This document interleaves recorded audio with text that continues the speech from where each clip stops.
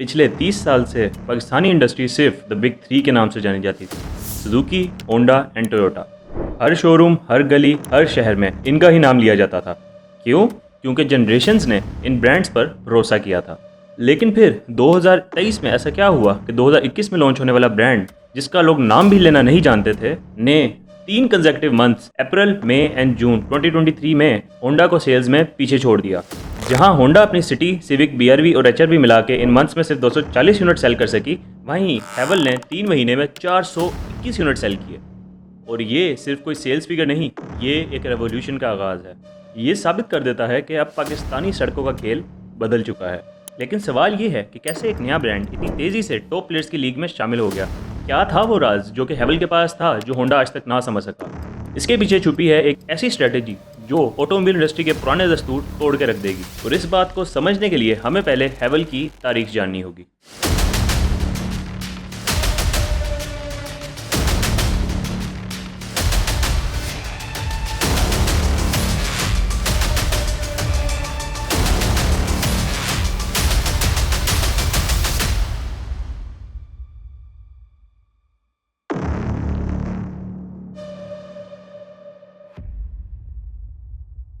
इस कहानी की शुरुआत पाकिस्तान से नहीं हुई।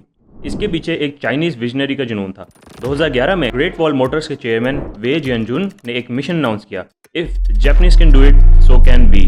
उस वक्त चाइनीज़ कार्स को पूरी दुनिया में चीप, अनरिलायबल और शॉर्ट टर्म ऑप्शंस माना जाता था। लेकिन वे की विजन में क्लैरिटी थी। अगर लोगों का ट्रस्ट जीतना है, 3 चीज़ों पर फुल फोकस होगा: रिलायबिलिटी, डिज़ाइन, टेक्नोलॉजी। रिलायबिलिटी के लिए उनका एम था कि लोग चाइनीज़ कार्स को 2-3 साल में ख़राब होने वाली चीज़ नहीं, बल्कि लॉन्ग टर्म कंपेनियन समझें। डिज़ाइन के मामले में उनका बेंचमार्क था जर्मन कार्स, यानी ऐसी स्टाइलिंग जो कि आपको मर्सिडीज़ और BMW की याद करा दे। और टेक्नोलॉजी में उनका ये गोल था कि हैवल में ऐसे फीचर्स हों जो कि उन जापानीज़ गाड़ियों में भी नहीं हैं, जो कि हैवल से लाखों रुपए महंगी हैं।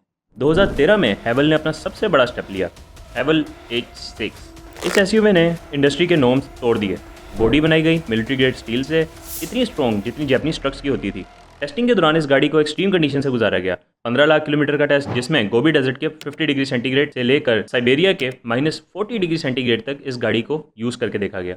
इंजन के लिए उन्होंने मित्सुबिशी का trusted 2 litre turbo engine use किया, यानी Japanese performance with Chinese affordability. और इंटीरियर की बात करें तो हैवल ने मर्सिडीज़ की तरह इंटीरियर को एक प्रीमियम फील दी। और इस सब के साथ साथ कॉस्ट को बचाने के लिए भी काफ़ी स्मार्ट डिसीजंस लिए गए, जैसे कि इस गाड़ी में आर्टिफिशियल लेदर का यूज़ किया गया था, जो कि फील जेन्युइन लेदर जैसी देता है, लेकिन एक्चुअली में सस्ता है।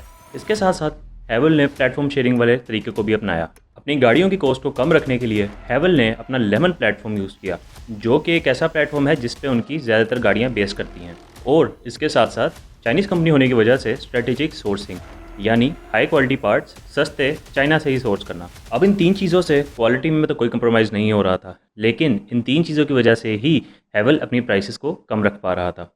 और इसी वजह से 2 साल बाद 2015 में हैवल की मेहनत रंग लाई। जेडी पावर के सर्वे में हैवल ने टोयोटा से ज़्यादा रिलायबिलिटी स्कोर हासिल किया। चाइना में हैवल एसयूवी सेगमेंट का नंबर 1 ब्रांड बन गया। और सबसे बड़ा फैक्ट ये था कि जापानीज़ कंपनीज जो हमेशा प्रीमियम इमेज और हाई प्राइसिंग पर टिकती थी, उनको अपने रेट कम करने पड़ गए सिर्फ हैवल से कम्पीट करने के लिए।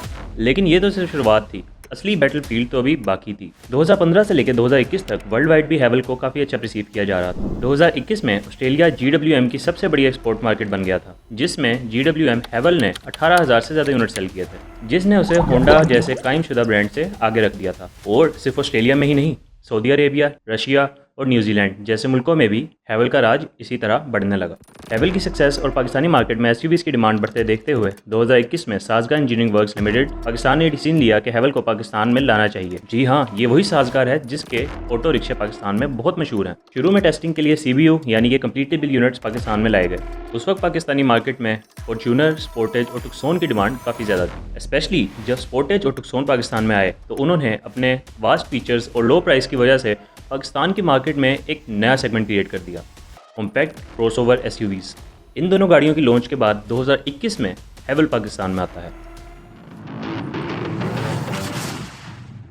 हैवल H6 और जोलियन पाकिस्तान में 2021 में लॉन्च की गई। H6 के टोटल 3 वेरिएंट लॉन्च किए गए, 1.5 टर्बो, 2 लीटर टर्बो और 1.5 टर्बो HEV।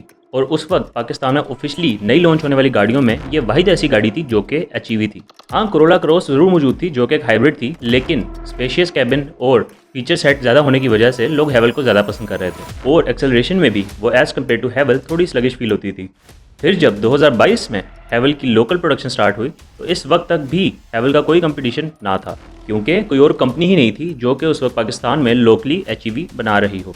और जो टोयोटा कोरोला क्रॉस थी वो इस वक्त तक भी एक सीबीयू यूनिट चल रही थी, और क्योंकि उस वक्त पेट्रोल की प्राइसेस बहुत स्पीड से बढ़ रही थी तो लोगों ने इस गाड़ी को बहुत पसंद करना शुरू कर दिया। जहां फॉर्च्यूनर, टुक्सोन और स्पोर्टेज की एवरेज 6 से 10 किलोमीटर पर लीटर के दरमियान थी, वहीं पे हैवल की एवरेज स्टार्ट ही 15 किलोमीटर पर लीटर से हो रही थी। और इस सब के साथ साथ इस गाड़ी में फीचर्स भी बहुत ज़्यादा थे, जैसे कि adaptive cruise control, lane keep assist, panoramic sunroof, traffic jam assist, intelligent dodge, full auto parking. और इस सब के साथ साथ इस गाड़ी की लुक, कंफर्ट और interior was comparable to German brands like Mercedes, Audi and BMW। इसकी बिल्ड क्वालिटी और प्राइस भी बाकियों की निस्बत काफ़ी बेहतर थी, जिसकी वजह से देखते देखते ये पाकिस्तान की one of the best selling car बन गई। 2024 के मई और जुलाई में H6 पाकिस्तान की टॉप 3 बेस्ट सेलर कार्स में आ गई। साल के आखिर तक हैवल ओवरऑल सेल्स में 5th नंबर पर थी, जिसमें हैवल ने 8,239 यूनिट सेल किए, जो कि ईयर टू ईयर ऑलमोस्ट 240% का इंक्रीज था। Even in 2025 हैवल is not slowing down. लोग अभी भी इस गाड़ी को वैसे ही पसंद कर रहे हैं जैसे लोग पहले पसंद कर रहे थे। जनवरी 2025 में भी हैवल का नाम टॉप सेलिंग ब्रांड्स में आ रहा था। इस चीज़ से ये बात तो साबित होती है कि GWM के चेयरमैन वे जियांगजुन और साजगार ने जो प्लान बनाया था वो कामयाब हो चुका है। आने वाले वक्त में मार्केट में और काफ़ी सारे ऑप्शंस एचईवी की शक्ल में आ रहे हैं, जैसे किया स्पोर्टेज, MG HSP एचईवी और हुंडई सोनाटा।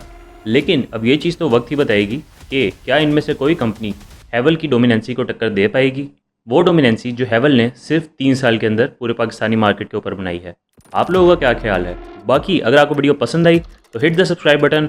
मिलते हैं अगली वीडियो में। अल्लाह हाफिज़।